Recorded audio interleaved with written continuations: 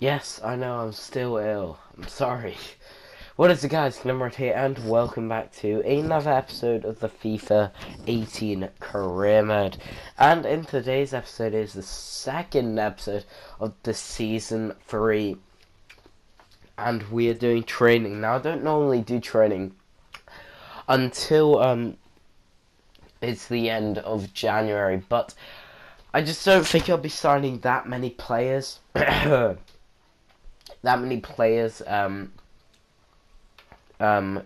now to January. Wait, let me just. Right. From now to January. So, January? No, now to the end of, deadline day. So yeah. But, I'm just showing you here now. Jonah Shaqiri is a player who I could be signing. I don't know, like you'll see later into the episode, but there is a bit of doubt that I will sign Shaqiri or not. I'm not too sure. But Ross Barkley gets an offer from PSG, and I think I forgot to save, or I did something. I don't know. So I had to go back a bit. It's only a tiny bit. Not much really happened. I didn't really change much. But I think I finished further than August. I'm not too sure. August the 1st. I have no idea, to be fair. I have literally no idea. But PSG go for an info. Ross Barkley. Last episode I said, give me 70 million or 75.5 million. And you can have him. And they were actually offering a big offer. A big... Oh, brilliant. When your mic falls down. They're actually offering a big money, a lot of money, but you know, EA need to sort this out. You know, in today's market, if you saw an 86 rated 21-year-old, well, not 21-year, 25-year-old English attacking mid. He would go for about 100 and something million. Not even joking there, because first thing, it's English. Second thing, he's in his prime. Third thing, he's a midfielder or attacking player, so he would go for a lot. But I go for Paulinho now. And the reason why is I go in for Paulinho is because I want to give Davies much more freedom in defensive mid. So because I'm scared if because, you know, I obviously have Izzy Brown, but he's more of an attacking player. What if Davies gets injured? What if Loftus-Cheek gets injured? I will have to have... I can't play Brown in defensive mid. If I play Loftus-Cheek in defensive mid, it is a big waste. So, I did bring... Well, I want to bring in Paulinho. I put in £12.1 million. I don't know why they didn't want, like, 12 mil for him. Like, seriously, he's not that good. But they were asking 15, and I was like, yeah, I'll put 14 million. But obviously, they have to say 15.1. Actually, no. They were happy with 14 million. But now, here comes the negotiations, which takes a long time. Trust me. Sorry, I'm still ill. I wanted rotational because he just won't play, but he wants important, so I was just like, sure, he has to. I mean, literally, I can't do much about that. I go for a 1-year contract because I saw his wage and I was like, I'm not paying that much for a whole year. But there are his wage and signing bonuses, and I was just like, seriously, man. Are you joking me? That much money? Like, I was asking for a wage decrease, but he won't. Trust me. Like, players don't get a wage decrease. It's so annoying. And it's just... I'm literally asking, like, I was begging him to go for lower. And I was like, and I wish you could actually, like, obviously this is much better than last year. Last year was so still, like, you couldn't do much. You were just like, yeah, you're gonna become very, like, I don't know, like, you can't decrease the wages. And this year it's much harder.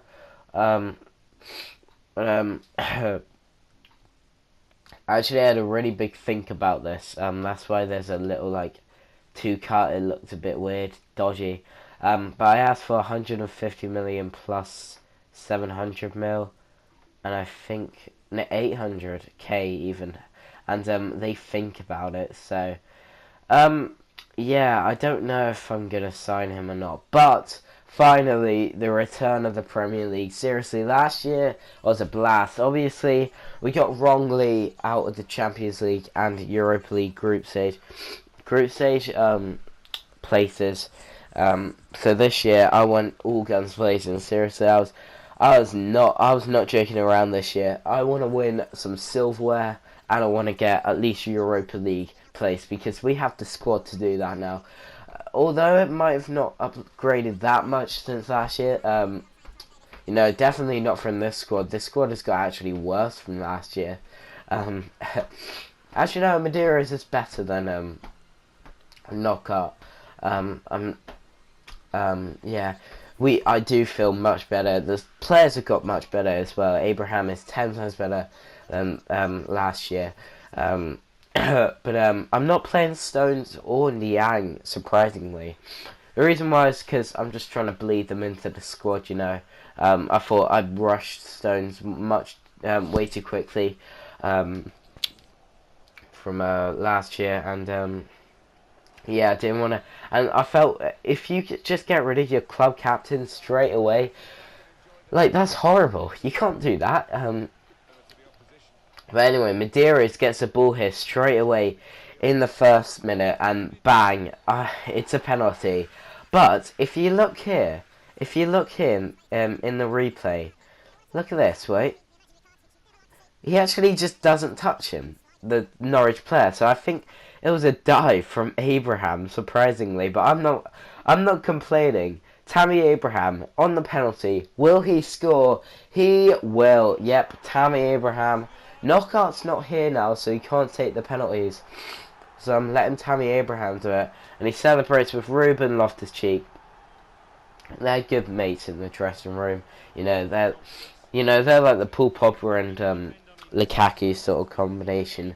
I would say Loftus-Cheek is a lot like Lukaku. No, Pogba, but Abraham's not really a lot like Lukaku. Much more faster.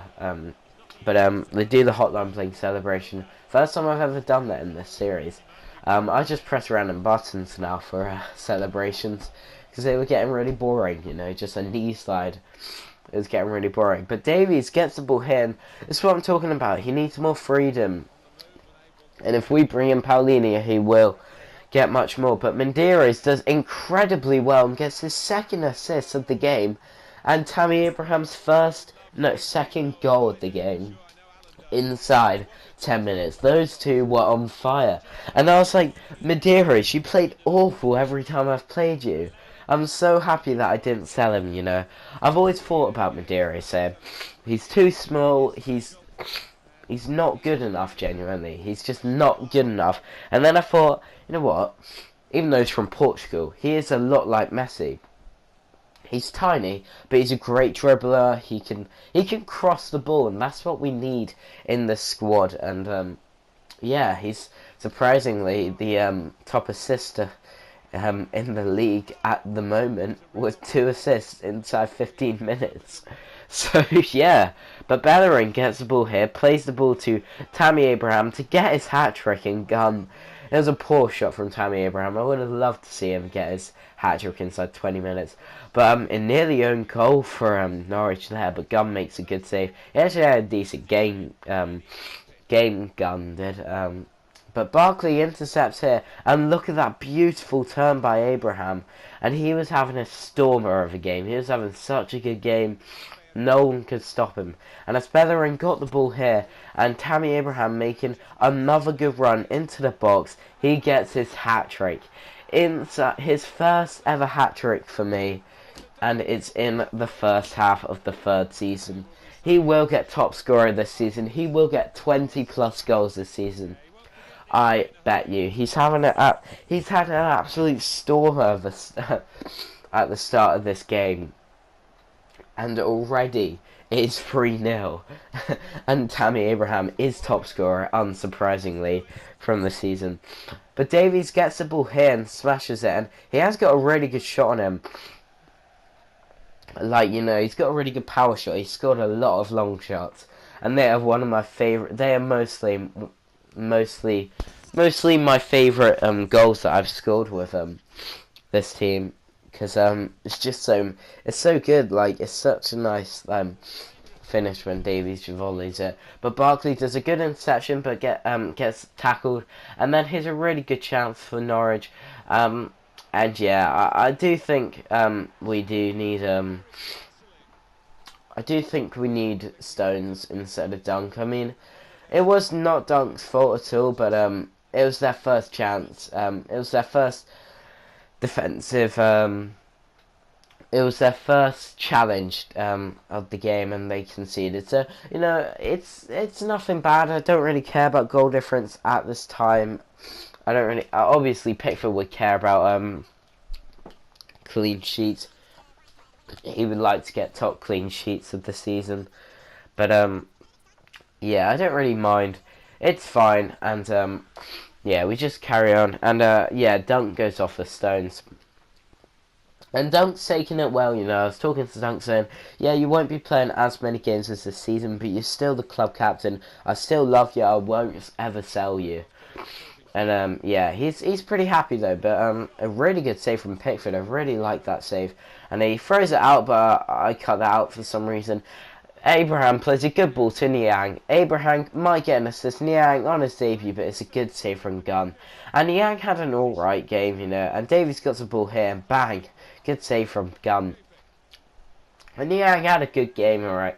He is alright. He just came on, to be fair, so if he gets his full game debut, maybe he will get a goal. But Tuanzebe scores a really weird header. I have no idea what happened there. I mean, I don't even. It wasn't an own goal. It was a goal for Tuanzebe, and he does that rugby celebration, that try celebration, and he's now the captain. He's not the club captain, obviously, but he's now the captain, and Tammy Abraham.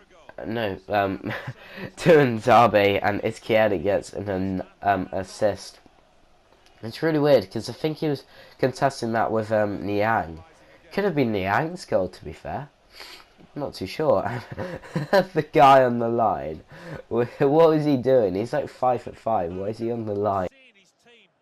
Anyway, that goal didn't really matter though, to be fair. You know, we were playing fantastic football for the whole game, and that's just a brilliant ending to the game, and a brilliant ending to the episode. So thank you guys so much for watching. As you can see, Tammy Abraham getting the match ball, having 6 shots there of the game.